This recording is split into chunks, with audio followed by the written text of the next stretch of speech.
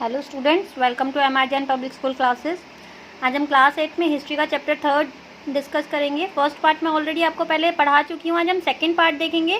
First part में हमने timeline, dual system of government and the administrative reforms under the company पढ़ा था। आज सेकेंड पार्ट में हम अपना civil administration under the company पढ़ेंगे। ओके, आज हम जो हमारा टॉपिक है नेक्स्ट है वो है civil administration under the company. इसमें हम सिविल सर्विसेज, पुलिस और आर्मी के बारे में पढ़ेंगे। उसके बाद हम जुडिशरी देखेंगे। जुडिशरी में हम crime court and civil court separate उनके बारे में पढ़ेंगे। तो सिविल सर्विसेज में सबसे पहले हम देखते हैं कि Lord Cornwallis was determined to rectify the administration. Lord Cornwallis and the governor general who succeeded with the exclude Indians from the company civil services and reserve all post for Englishman.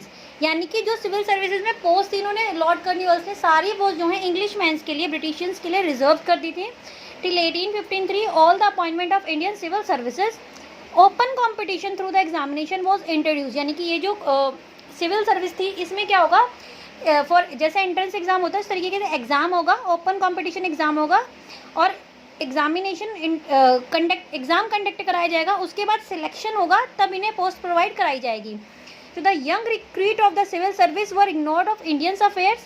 In 1801, Fort Williams College, Calcutta was open to train the administration. अब क्या था कि ये जो post provide कराई जाएंगी उसके बाद इन्हें ट्रेंड किया जाएगा कि किस तरीके से काम करना है, स्टेप बाय स्टेप किस तरीके से सारी चीज़ों को, सिस्टम को हमें देखना है। तो इसके लिए कॉलेज ओपन हुआ था कलकत्ता में, जो कि 1801 में हुआ था, जहाँ पे इन्हें ट्रेंड किया जाएगा फॉर द एडमिनिस्ट्रेटिव वर्क। तो after 1853 requirement was made competitive examination. Okay, now इसकी जो एज थी वो भी डिस्कस हो चुकी थी कि इसकी जो एज होगी वो मिनिमम एज 23 होगी और इसका जो सेंटर होगा वो इंग्लैंड में होगा। देन आर्मी क्या है, देखिए आर्मी जो था एक पिलर था, बहुत इंपॉर्टेंट पिलर था ब्रिटिश एडमिनिस्ट्रेशन का इंडिया में।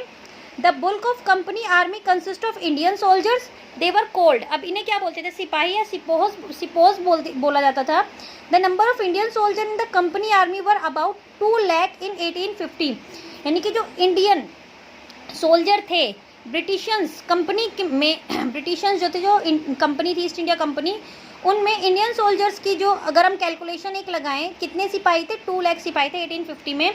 मोस्टली जो सिपाही थे जिन्हें किया गया था, यानी कि इसमें आर्मी फोर्स में अपॉइंट किया गया था, वो एट प्रेजेंट यूपी, आज के टाइम पे जो यूपी जगह है, उत्तर प्रदेश जो जगह है, झारखंड जो जगह है, ब्रिटिश वहाँ से बिलोंग करते थे। इन्हें प्रॉपर ट्रेंड किया जाता था आर्मी के लिए और इन्हें पेड सैलरी के ऊपर अपॉइंट किया जाता था। नेक्स्ट 1857 का जो रिवोल्ट था उसमें out of 3,11,400 soldiers in east India company में 2,65,900 सोल्जर्स जो थे वो इंडियंस ही थे। नेक्स्ट है हमारा police. Lord Cornwallis would create a regular police force to maintain a law and order. Law and order को मेंटेन करने के लिए इन्होंने पुलिस फोर्स को इंट्रोड्यूस किया था। न्यू सिस्टम जो ये पुलिस का इंट्रोड्यूस हुआ था, इसमें superintendent was appointed was the Calcutta 1791। Whole district was divided into thana and the thana was under the supervision of daroga. Next है हमारा जुडिशरी। देखिए हमने ऑलरेडी अपने जो एक्ट्स पढ़े थे प्रीवियस पार्ट में, फर्स्ट पार्ट में एक्ट पढ़े थे, उसमें हमने देखा था कि ब्रिटिशर्स ने यहाँ पे सुप्रीम कोर्ट इंट्रोड्यूस करा था ब्रिटिश मॉडल पर।